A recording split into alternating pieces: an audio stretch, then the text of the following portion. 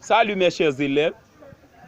Dans notre cours d'analyse d'aujourd'hui, on va continuer avec les suites récurrentes linéaires du second ordre à coefficient constant.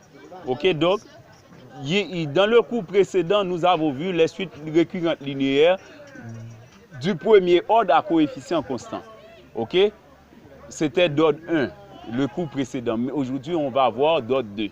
Récurrence à deux termes ou d'ordre 2 de la forme U de n plus 2 égale à AUN plus 2 plus BUN. U de n plus 1, 2 est égal à AUN plus 1 plus BUN. Maintenant, cette relation de récurrence n'est pas toujours, ce n'est pas toujours cette relation de récurrence qu'on va toujours donner. On pourrait vous donner n'importe quel terme ici. Cela veut dire que le terme qui est ici doit être le terme qui précède, ok? Et le terme qui suit ce terme, ok? Le terme qui est ici doit être le terme qui suit le terme de rang A et de coefficient A. Le terme qui est au premier membre doit être le terme qui suit le terme de coefficient A. Et le terme de coefficient A doit être le terme qui suit le terme de coefficient B. Ok? Je reprends. Le terme qui est au premier membre doit être le terme qui suit le terme de coefficient A. Et le terme de coefficient A doit être le terme qui suit celui de coefficient B. Ok? Donc, où AB et le terme UN sont des réels. Ok? Maintenant, nous envisageons des cas particuliers. Donc, en général, vous pouvez avoir U de N plus K ici est égal à A U de N plus K moins 1 plus B U de N plus K moins 2, où K est entier naturel. U de N plus K est égal à A U de N plus K moins 1 plus B U de N plus K moins 2, où A, B, U, N sont des réels. Maintenant, nous considérons les cas. Quand A et B prennent la valeur 1, ok, on trouve une suite qui est très célèbre, c'est la suite de Fibonacci, où U0 égale à U1 égale à 1. Et maintenant, avec A égale à B égale à 1, on va avoir U de N plus 2 égale à UN plus 1 plus UN. Donc, au cas que A égale à B égale à 1, on va avoir UN plus 2 égale à UN plus 1 plus UN. Maintenant, la suite de Fibonacci va donner comme deux premiers termes U0 égale à U1 égale à 1. Ok, donc c'est cette relation de récurrence qui donne tous les autres termes successifs de la suite de Fibonacci, mais les deux premiers termes donnent toujours 1, ok, dans la suite de Fibonacci. Maintenant, l'autre cas, c'est lorsque B est égal à 0 et A est différent de 0. Quand B est égal à 0, on a 0 comme résultat. Ce terme donne 0 quand B est égal à 0. Et A est différent de 0, on va avoir une suite géométrique de raison A. Parce que le terme UN plus 2 donne AUN plus 1. C'est comme si on avait U de N plus 1 égale à AUN.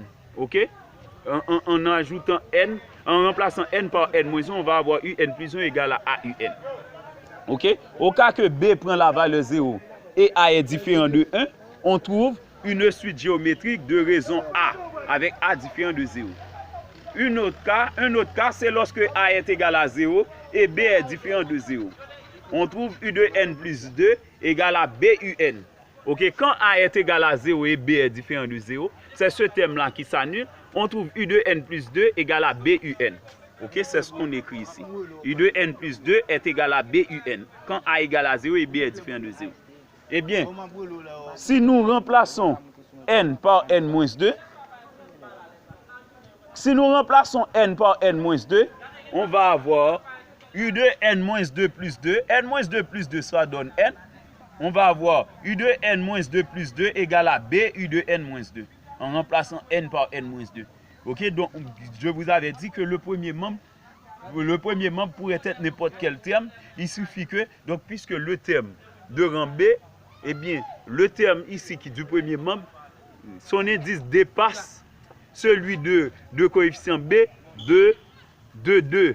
Eh bien, c'est pourquoi avec UN plus 2, on a UN, mais avec UN, on peut avoir UN moins 2. Ok? C'est en remplaçant N par N moins 2. N moins 2 plus 2 donne N, et puis N moins 2 ici. Donc, ou encore, on peut dire UN égale à B, UN moins 2, avec N supérieur ou égal à 2. Eh bien, maintenant, ce qu'on doit faire dans ce cas, il faut distinguer le cas où N est pair et le cas où N est impair. Quand N est pair, on distingue ces deux cas. Et maintenant, on passe à la résolution de l'exercice. Ok, c'est un cas qui est vraiment rare, ok, dans la résolution des suites récurrentes linéaires du second ordre, ok, à coefficient constant. Mais cependant, nous prendrons le soin d'envisager tous ces cas. Ok, aujourd'hui, nous allons prendre l'exemple d'un cas et puis dans les cours à venir, nous prendrons les autres cas. Ok, donc c'est à petits pas qu'on va faire ça. Maintenant, juste avant même de terminer avec cette présentation de théorie, nous abordons le cas général. Le cas général, c'est au cas que A et B sont différents de 0. Ok, donc la suite de Fibonacci, c'est un cas particulier du cas général. Ici, c'est quand A et B prennent la valeur 1 exactement. Mais le cas général, lorsque A et B sont différents de 0, on peut toujours aborder le cas général. Donc, pour la suite de Fibonacci, nous aurons à appliquer cette formule que nous allons appliquer dans cet exercice. Eh bien, pour résoudre les suites récurrentes linéaires du second ordre à coefficient constant d'une façon générale, on cherche d'abord l'équation caractéristique. On pose UN plus 2 égale à x carré. Ok, donc le terme du plus haut rang, ok, le plus haut rang, on pose ça égal à x carré. Le rang moyen, on pose ça égal à x. Et le dernier rang donne un terme constant. Ok, donc avec le plus haut rang, on a x carré. Avec le rang moyen, ou bien le rang intermédiaire, on a x. Avec le dernier rang, ok, on a x exposant 0 ou encore un constant. Eh bien, c'est pourquoi l'équation caractéristique est devenue x carré égale à ax plus b. Maintenant, on transpose x carré moins ax moins b égale à 0. Ça nous donne une équation du second degré. Eh bien, cette équation du second degré, vous allez prendre le soin de la résoudre par la méthode de discriminant. Donc, vous avez appris une méthode pour la résolution d'une équation du second degré. C'est delta. OK? Mais maintenant, pour éviter toute confusion possible, nous n'allons pas dire b carré moins 4ac. Donc la formule que vous avez appris pour la résolution d'une équation du second degré, b carré moins 4ac pour delta, c'est en prenant ax carré plus bx plus c égale à 0. On dit delta égale à b carré moins 4ac. Mais vous pouvez appliquer la formule la leçon qui découle dans cette formule. C'est quoi b carré moins 4ac? C'est le coefficient de x au carré moins 4 fois le coefficient de x carré par le terme constant. Eh bien ici, le coefficient de x c'est moins a. On fait moins a au carré qui donne a carré moins 4ac. Moins 4. Ok, dans la formule, c'est moins 4ac. B carré, c'est le coefficient de x au carré. Eh bien ici, on prend moins a au carré. Ok? Moins 4ac. Ici, le coefficient de x carré qui est a par le terme constant. Ici, on prend le coefficient de x carré ici qui est 1, moins 4 par 1 qui donne moins 4, par le coefficient constant, le terme constant qui est moins b. Ça donne plus 4b. Donc, le discriminant delta dans ce cas donnera a carré plus 4b. Ok? Donc, la formule pour b carré moins 4ac, c'est lorsqu'on a ax carré plus bx plus c. Mais avec cette expression, on va avoir a carré plus 4b. Ok? Donc, si après avoir calculé delta qui donne a carré plus 4b, où a et b sont les coefficients respectifs de un plus 1 et de un, eh bien si on trouve delta est supérieur à 0, on dit que l'équation admet deux racines réelles distinctes, R1 et R2. Donc la solution générale, c'est UN égale à lambda R1 exposant n plus mu R2 exposant n, où lambda et mu sont des réels. Si on trouve delta égale à 0, on dit que l'équation admet une racine double et réelle, que l'on note R. Si delta égale à 0, on dit que l'équation admet une racine double réelle, que l'on note R. Ok? eh bien, la solution générale est donnée dans ce cas, c'est UN égale à lambda n plus mu par R exposant n, avec lambda et mu des réels. On reprend, lorsque delta est égal à 0, l'équation admet une racine double qui est réelle, que l'on note R.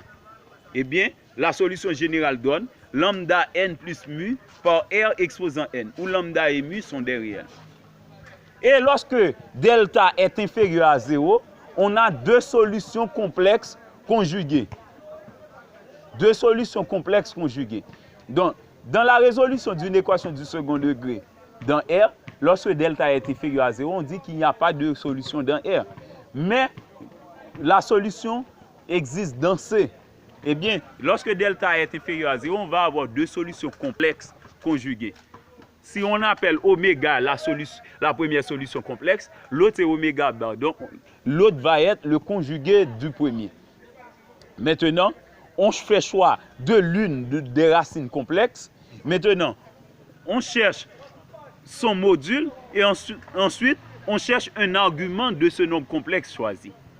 Donc, pas la peine de faire choix des deux à la fois. On prend soit oméga ou oméga bar. Mais à ne pas oublier que deux nombres complexes conjugués ont le même module. Avec oméga bar, on trouverait oméga. Avec oméga bar, on trouverait rho, la même valeur de rho. Mais d'arguments opposés. Ok? Ce serait moins θ que l'argument donnerait avec oméga bar. Et bien, par conséquent, si l'élève fait choix de oméga, pas la peine de travailler avec oméga bar. Donc, on considère, suivant l'exercice, que peu importe la racine choisie, que l'on fait choix d'oméga ou d'oméga bar, qu'on trouvera la même solution. Et bien maintenant, on prend UN égale à la solution générale dans ce cas, c'est lambda par rho exposant n par cos n θ, plus mu par rho exposant n sin n θ. Rho, c'est le module de oméga. Θ, c'est un argument de oméga.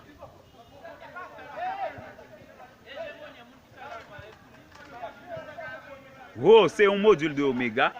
Θ, c'est un argument de oméga. Maintenant, on applique la formule. C'est lambda par rho exposant n cos n θ, plus mu par rho exposant n sin n θ. Donc, si l'élève fait choix de oméga bar, eh bien, c'est sûr que il va rejeter l'autre cas. Donc, normalement, ça, c'est une convention.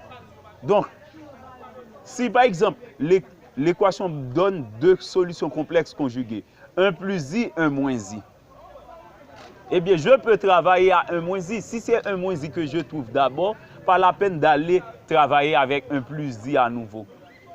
Donc, oméga pour moi pourrait être oméga bar pour une autre personne, dépendamment de la solution que la personne trouve en premier.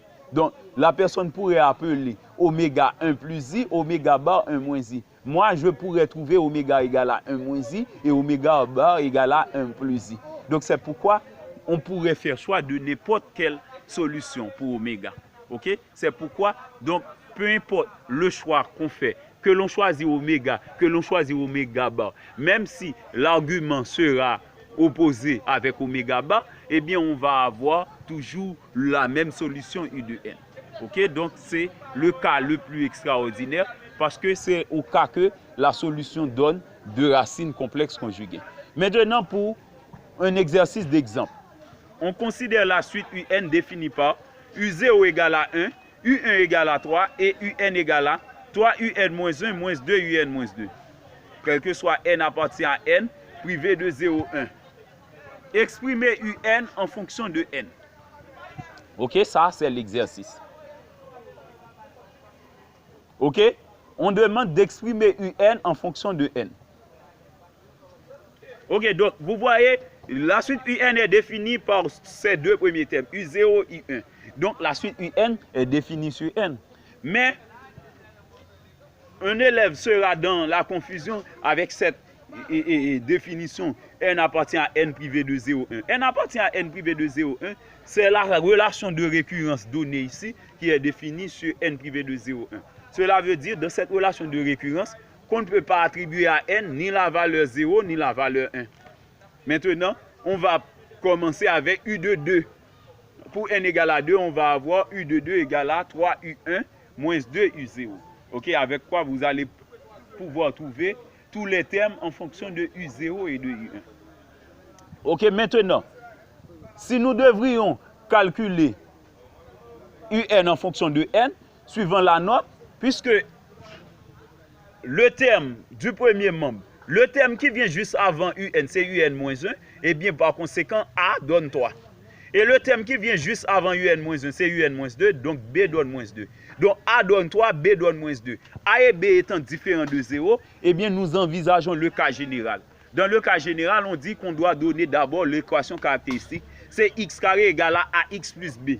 Puisqu'on a déjà identifié A et B, A donne 3, B donne -2, eh bien nous prenons comme équation caractéristique, c'est x carré égale à 3x moins 2. Maintenant, on transpose, ça donne x carré moins 3x plus 2 est égal à 0. X carré moins 3x plus 2 est égal à 0. Donc, ça nous donne une équation du second degré. On pourrait commencer par calculer delta. Donc, sans perdre de temps, delta égale à b carré. Et donc, ce serait à l'ordinaire b carré moins 4ac, mais ici, si vous prenez b carré moins 4ac, vous seriez dans